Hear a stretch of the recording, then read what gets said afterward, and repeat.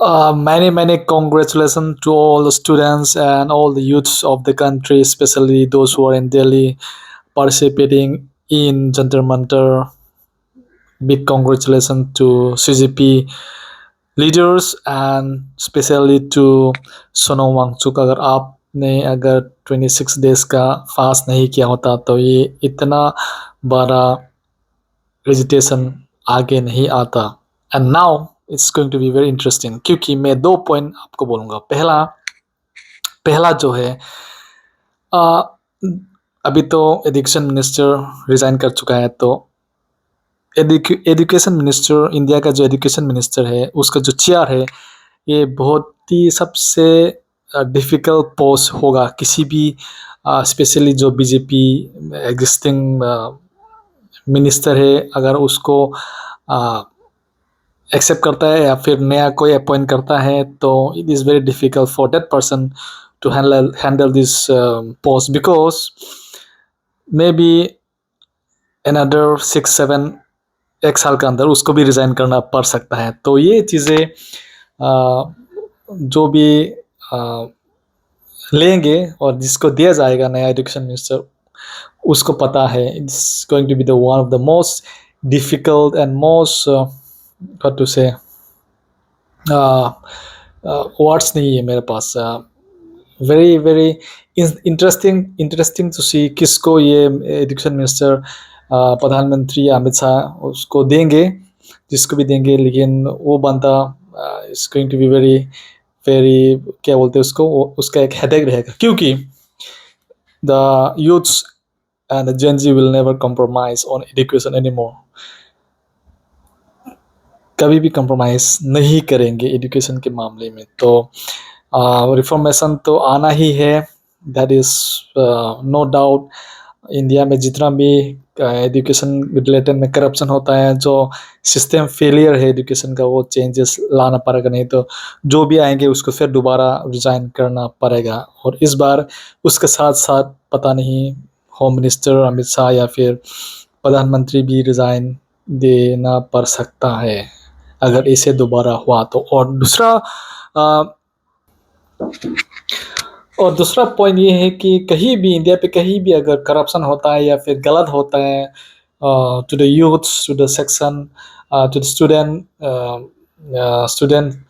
Community, तो शायद उस पर्टिकुलर स्टेट का मिनिस्टर को भी इस तरह का सिचुएशन सामना करना पड़ेगा in future, because it is very clear the Gen Z is not going to listen to anyone who are not contributing and who are not taking responsibility regarding the development and regarding the particular portfolio that he is enjoying.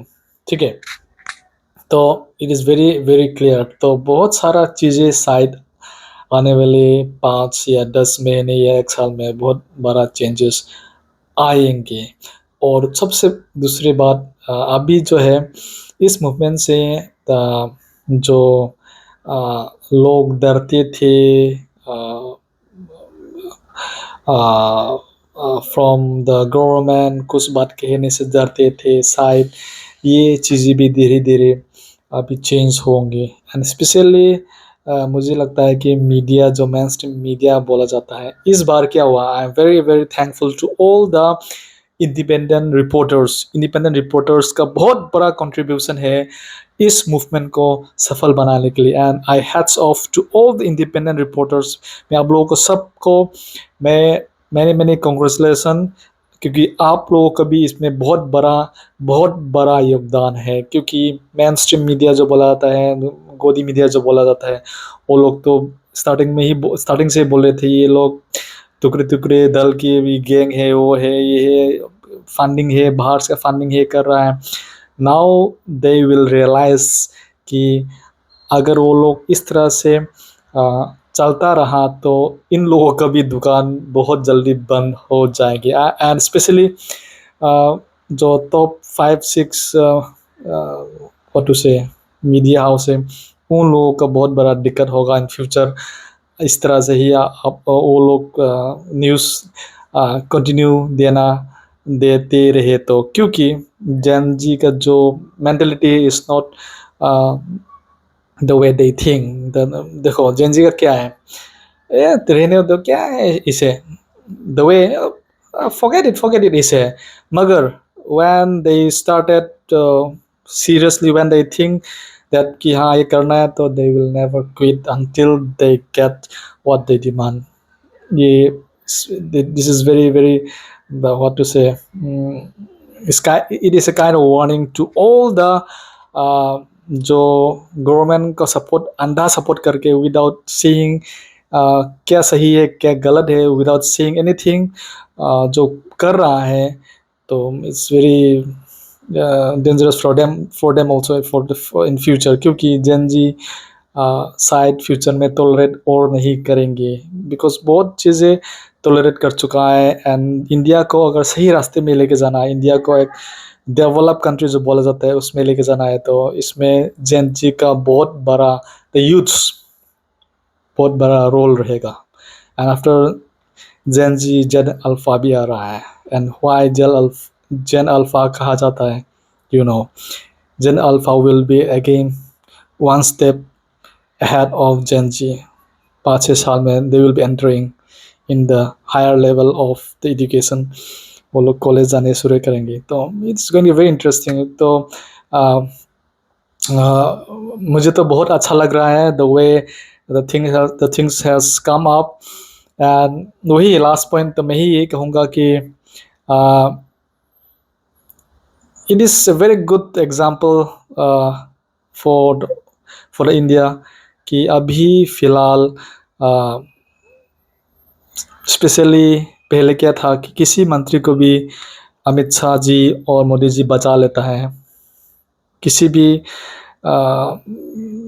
Case से वो लोग बचा लेता है। लेकिन अभी शायद future में this is a big example कि एजुकेशन मिनिस्टर जो रिज़ाइन किया है, only because he has not taken the responsibility as a education minister of India. ठीक है, लेकिन जो मिनिस्टर करप्शन में इन्वॉल्व है या फिर बाकी जो क्या बोलते हैं अनकॉन्स्टिट्यूशनल चीज़ें में इन्वॉल्व है, मैं बोलूँगा अगर वो लोग इन्वॉल्व होता है, and if the youths came to know, then ना अमित शाह बचा पाएंगे ना मोदी जी बचा पाएंगे। क्योंकि इस मूवमेंट से ये पता चल गया है कि even the Amit Shah and Modi are afraid now of the youths.